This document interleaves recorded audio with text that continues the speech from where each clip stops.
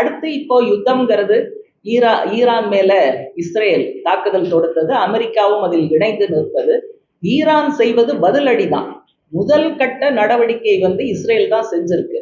அதனால இஸ்ரேல் நடத்திய ஒரு ஆக்கிரமிப்பு தான், வார் ஆஃப் அக்ரஷன் நம்ம சொல்றோம். அதை முதல்ல எடுத்தது இஸ்ரேல் தான்.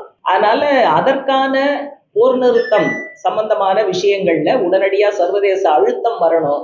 அதுலயும் இந்தியா கூடுதலான ஒரு நிலைப்பாடு எடுக்கணும் அப்படிங்கிறதையும் கேட்கிறோம்.